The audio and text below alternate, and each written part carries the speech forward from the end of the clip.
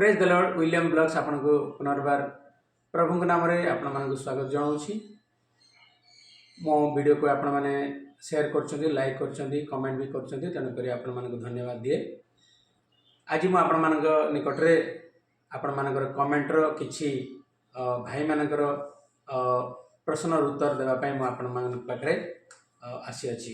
तो आपण माने समस्त कहबा मोर तो काई कमेंट किछि कहलेनी सेंति भावंतु नै गुड़ाए माने बहुत बहुत संख्या आपण माने कमेंट दैछन्ती।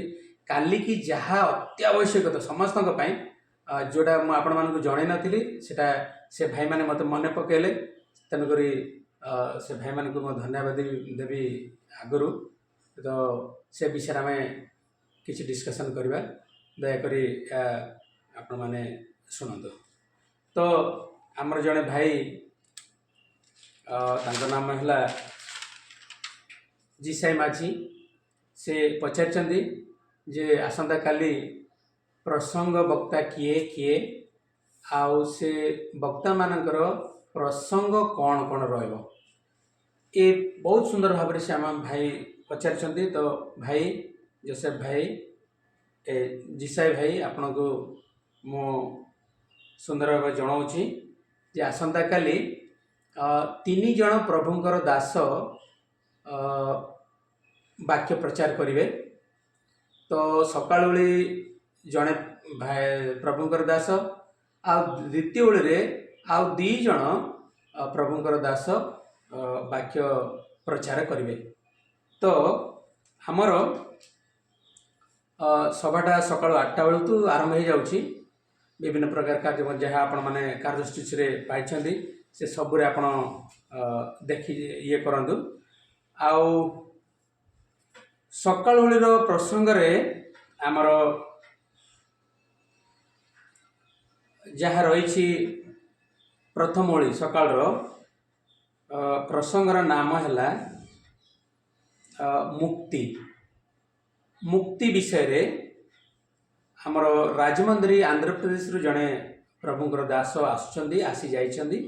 से आमनकु जहा गीत सहित 78 42 पर्व पद नहीं से सीपी राजू पास्टर आज्ञा आमनकु शिक्षा देवे। यह गला सकाळ ओळीर प्रसंग। द्वितीय ओळीर प्रसंग होची तार टाइमिंग भी मु कहि दउची। सॉरी एबे जो सकाळ ओळीर जो आपण सीपी राजू आज्ञा जो प्रथम ओळीर जे शिक्षा देवे तांकर समय होची 12टा रु 12:45 मात्र 45 मिनिट। आ द्वितीय ओळीरे हमर 2 जन प्रभुंकर दास से माने वाक्य प्रचार करिवे। जणे प्रभुंकर दास होची पास्टर लिविंगस्टन गमांग जी से बालीबाड़ एरिया रो निजे अछंती वर्तमान से प्रभुंकर वाक्य प्रचार करिवे। तार समय है 2:35 रु 3:25। आउ तांकर बाइबल रो पदांश रही द्वितीय विवरणी 7 पर्वर 7 रु 8। ए विषय रे हमर पास्टर लिविंगस्टन गमांग सर से ए वाक्य को प्रचार करिए। तो ए जो लिविंगस्टन आज्ञाकर टॉपिकटा है मनोनीत। मनोनीत विषय रे लिविंगस्टन सर कहबे। से थर्डटा होची 4टा रु 5टा आमनकर अति परिचित वक्ता उपेंद्र परिचय आज्ञा नुआगढ़ से आमको प्रभु को वाक्य आमको शुणेबे। तांकर प्रसंग है अनुग्रह। तो ताहा लिखाई गीत सहित 10 पर्वर 14 रु 16। ए विषय रे आसंता काली आपण माने प्रभुंकर दास मानक ठारू आपण माने शिक्षा पाइबे। एया काली की रो प्रसंगर लिस्ट गुड़ा केटा आ गोटे बहुत मजाकार आ समस्त को इंटरेस्ट जिनसटे रहीगला आपण मानक बतेवा जाउची। जे प्रत्येक सभारे प्रत्येक मीटिंग रे एमती विभिन्न प्रकार समय आम सभा आरंभ करार गोटे अभ्यर्थना सभा बा स्वागत सभा एमती आरंभ करा जाए। तो एठी मध्य आमर ए वार्षिक सभा सबुठु बढ़िया माने समस्त को मन को खुशी कराइला भला गीत आम मानकर